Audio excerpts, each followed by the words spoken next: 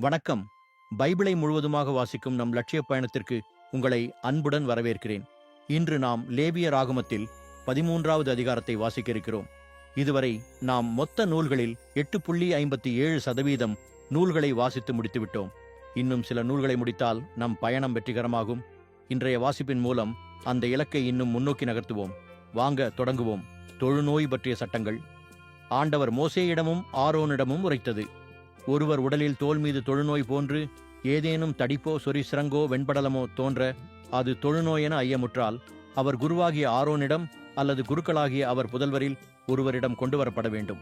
அவர் உடலில் நோய் இருக்கும் இடத்தை குறிபார்த்து அந்த இடத்தில் உரோமம் வெண்மையாக மாறி நோயிருக்கும் பகுதி அவர் உடலிலுள்ள மற்ற தோர் பகுதியை விட குழிந்திருந்தால் அது தொழுநோய்.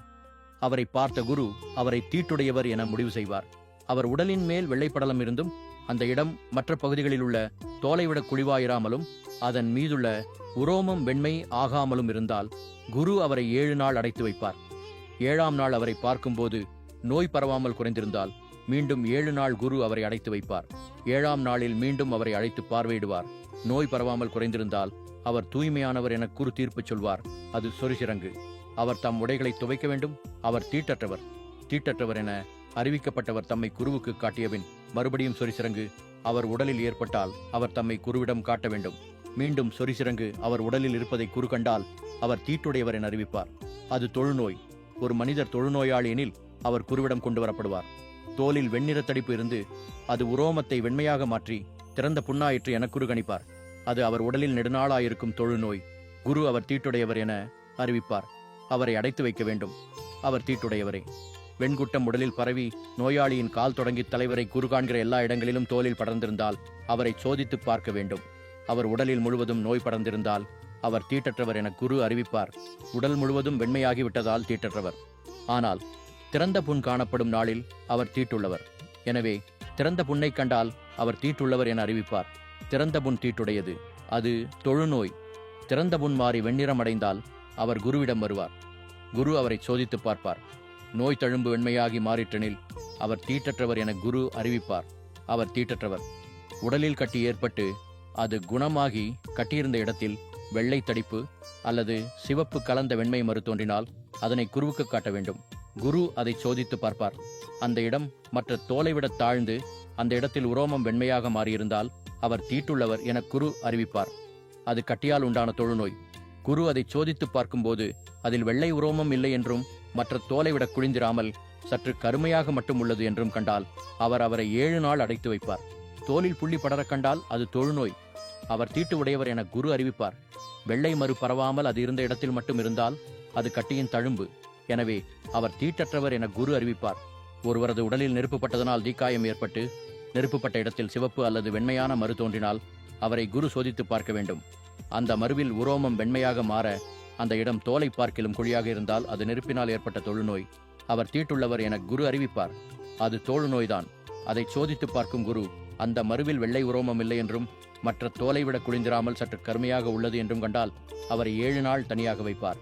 7ஆம் நாளில் அவரை சோதித்து பார்த்து தோலில் அது பரவி இருந்தால் அவர் தீட்டுள்ளவர் என குரு அறிவிப்பார். அது தொழுநோய். மறு தோலில் பரவாமல் அவ்விடத்திலேயே சற்று கருமையாக இருந்தால் அது நெருப்பினால் ஏற்பட்ட தடிப்பு. அவர் தீட்டற்றவர் என குரு அறிவிப்பார். அது நெருப்பால் ஏற்பட்டவடு. ஆணுக்கோ பெண்ணுக்கோ தலையிலோ தாடையிலோ நோய் ஏற்பட்டால் குரு அந்த நோயை சோதித்து பார்க்க வேண்டும்.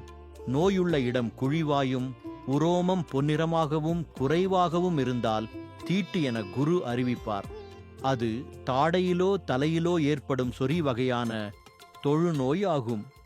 குரு 7 நாள் அவரை தனியாக வைப்பார். 7ஆம் நாளில் அவரை குரு சோதித்து பார்ப்பார். அந்த சொறி படராமலும் அங்கு மஞ்சள் உரோமம் இல்லாமலும் மற்ற தோலை விட குழிவு இல்லாமலும் இருந்தால் அவர் சொறி இருக்கும் இடம் நீங்களாக மற்ற இடங்களை சிரைத்துக் கொள்வார். மீண்டும் குரு அவரை 7 நாள் தனியாக வைப்பார். 7ஆம் நாளில் குரு சோதித்து பார்க்கும்போது தோலில் சொறி பரவாமல் மற்ற தோலை விட குழிந்திராமல் இருந்தால் அவர் தீட்டற்றவர் என அறிவிப்பார். தம் ஆடைகளை துவைத்தபின் அவர் தூய்மையாவார். தூய்மையானவராக அறிவிக்கப்பட்ட பின் உடலில் சொறி படர்ந்தால் குரு அவரை சோதித்து பார்ப்பார். தோலில் சொறி பரவி இருந்தால் உரோமம் மஞ்சள் நிறமா என குரு பார்க்க தேவையில்லை. அவர் தீட்டுள்ளவர். சொறி குறைந்து அந்த இடத்தில் கருப்பு உரோமம் முளைத்ததனில் சொறி குணமாயிற்று. அவர் தீட்டற்றவராயிருக்கிறார். அவர் தீட்டற்றவர் என குரு அறிவிப்பார். ஓர் ஆண் அல்லது பெண்ணின் உடலில் வெள்ளை புள்ளிகள் காணப்பட்டால் குரு சோதித்து பார்ப்பார். அவர்கள் மேல் தோலில் மங்கின வெண்ணிறத்தில் இருந்தால் அது தோலில் தோன்றுகிற வெள்ளை தேமல், அவர் தூய்மையானவர். தலைமுடி உதிர்ந்து ஒருவர் மொட்டையானால் அவர் தூய்மையானவர். முன்புறத் தலைமுடி உதிர்ந்து அரை மொட்டையானால் அவரும் தூய்மையானவர்.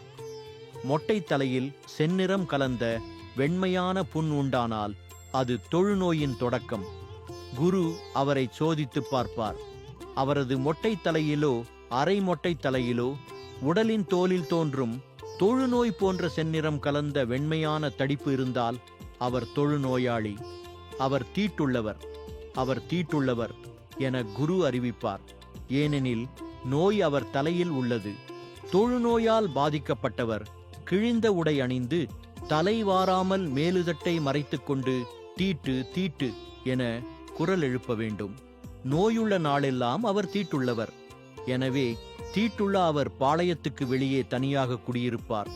ஆட்டு உரோமம் அல்லது பஞ்சுநூலால் செய்யப்பட்ட உடையில் அல்லது பஞ்சுநூலும் ஆட்டு உரோமமும் சேர்த்து நெய்யும் பாவில் அல்லது ஊடு நூலில் அல்லது தோலாடையில் அல்லது தோலால் செய்யப்பட்ட எதிலாவது நோய் பச்சை அல்லது சிவப்பு நிறமாக காணப்பட்டால் அது தொழுநோய். குருவுக்கு அதை காட்ட வேண்டும். குரு அந்த நோயை சோதித்து பார்த்து நோய் தீண்டியவற்றை 7 நாள் தனியாக வைத்து 7ஆம் நாளில் அதை கவனிக்க வேண்டும். உடையிலோ பாவிலோ ஊடுநூலிலோ தோலாடையிலோ தோலால் செய்யப்பட்ட எதிலோ இருந்தால் அது வளரும் தொழுநோய். அது தீட்டானது. அந்த நோயுள்ள ஆட்டு உரோமத்தாலோ பஞ்சு நூலாலோ ஆன உடையையும் பாவையும் ஊடு நூலையும் தோலாடையையும் தோலால் செய்யப்பட்ட எதையும் சுட்டெரிக்க வேண்டும். ஏனெனில் அது வளரும் தொழுநோய். அது நெருப்பில் சுட்டெரிக்கப்பட வேண்டும். உடையிலோ பாவிலோ நூலிலோ தோலால் செய்யப்பட்ட எதிலோ அந்த நோய் பரவவில்லை என குரு கண்டால் குரு நோய் தீண்டியதை கழுவச் சொல்லி 2ஆம் முறையும் 7 நாள் தனியாக வைப்பார். அது கழுவப்பட்ட பின் அதை சோதித்த பார்ப்பார். நோய் தீண்டிய பகுதி நோய் பரவாதிருக்கும் நிறம் மாறாதிருந்தால் அது தீட்டானது. அது உட்புறம் இருந்தாலும் வெளிப்புறம் இருந்தாலும் அதை நீ நெருப்பில் சுட்டெரிக்க வேண்டும். கழுவப்பட்ட பின் நோய் குறைந்து விட்டது என குரு கண்டால் அந்த பகுதியை உடையிலிருந்து தோலாடையிலிருந்து அல்லது பாவு அல்லது ஊடுநூலிலிருந்து கிழித்தெறிந்து விட வேண்டும். ஆடையிலோ பாவிலோ ஊடுநூலிலோ தோலால் செய்யப்பட்ட எதிலோ நோய் மீண்டும் காணப்படுமாயின் அது பரவும். எனவே நோய் தீண்டியதை நெருப்பில் எரிக்க வேண்டும். ஆடையோ பாவோ ஊடுநூலோ தோலால் செய்யப்பட்ட எதுவோ கழுவியபின் அந்த நோய் நீங்கி போகும். 2ஆம் முறை கழுவியபின் அது தூய்மையானது ஆகும். ஆட்டு உரோம உடை பஞ்சு நூல் உடை பாவு ஊடுநூல் தோலால் செய்யப்பட்ட பை ஆகியவற்றுள் எதுவும் தீட்டுடையதா தீட்டற்றதா என அறிவதற்கு தொழுநோய் பற்றிய சட்டம் இதுவே. நாம் 1189 அதிகாரங்களில் 103 அதிகாரங்களை நிறைவு செய்துவிட்டோம். இன்னும் சில அதிகாரங்களை வாசித்தால் முழு பைபிளையும் முடித்து விடுவோம். நாளை அடுத்த அதிகாரத்தை பார்க்க சந்திப்போம். நாள்தோறும் இந்த பயணத்தில் நீங்களும் பங்கேற்றால் பைபிளை முழுமையாக வாசித்து முடிப்போம். இது நம் வாழ்க்கையிலும் ஆன்மாவிலும் பெரிய மாற்றத்தை ஏற்படுத்தும். இந்த பயணம் உங்களுக்கு நம்பிக்கையையும் சமாதானத்தையும் கொடுத்தால் இந்த வீடியோவை லைக் செய்யவும் சப்ஸ்கிரைப் செய்யவும் மறக்க வேண்டாம். பகிர்ந்து மற்றவர்களையும் இந்த பயணத்தில் சேருங்கள். நாளை மறக்காமல் வாருங்கள்.